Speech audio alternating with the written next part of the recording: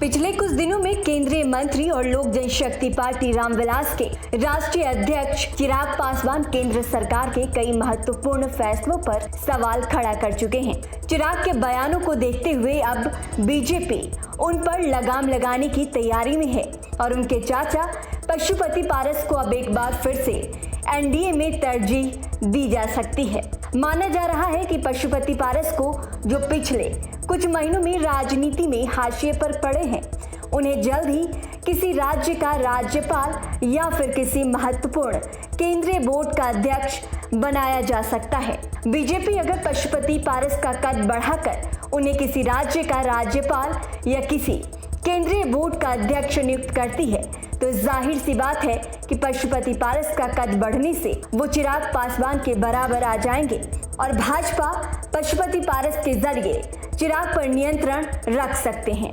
बता दें कि पिछले कुछ दिनों में चिराग पासवान ने केंद्र सरकार के महत्वपूर्ण फैसले जैसे कि वक्फ बिल और सरकारी नौकरी में लैटरल एंट्री का विरोध किया था। साथ ही चिराग पासवान ने सुप्रीम कोर्ट के अनुसूचित जाति और जनजाति कोटा में सब कैटेगरी और क्रीमी लेयर को चिन्हित करने के फैसले का भी विरोध किया था। चिराग पासवान के इन सभी कदम में बीजेपी जाहिर तौर पर असहज महसूस कर रही थी। इसी कारण से चिराग को नियंत्रित करने के लिए उनके चाचा, जिससे उनकी पुरानी अदावत का राजनीतिक तौर पर एक्टिवेट किया जा रहा है।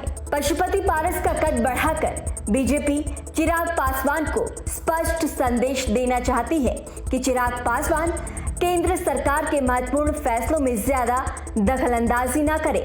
बता दें कि पशुपति पारस पिछले कुछ महीनों से राजनीति में हाशिए पर पड़े हुए हैं।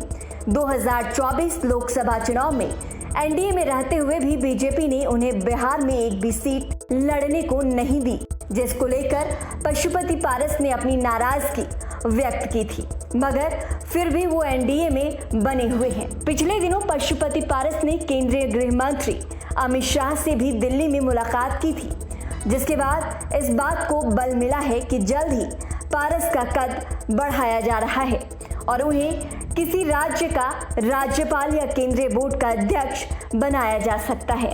गौरतलब है कि 2024 के लोकसभा चुनाव में एनडीए ने पशुपति पारस को भी एक भी सीट नहीं दी थी। इस पर पशुपति पारस नाराज भी हुए, लेकिन वो एनडीए में बने रहे। अब पशुपति पारस को उनके धैर्य का इनाम मिल सकता है। हाल में पशुपति पारस ने केंद्रीय गृह मंत्री अमित शाह से मुलाकात की थी। इसके बाद से ही उन्हें बड़ा पद मिलने के कयास तेज हो गए हैं। न्यूज नेशन अब व्हाट्सएप पर खबरों के ताजा अपडेट के लिए न्यूज नेशन के इस क्यूआर कोड को स्कैन करें।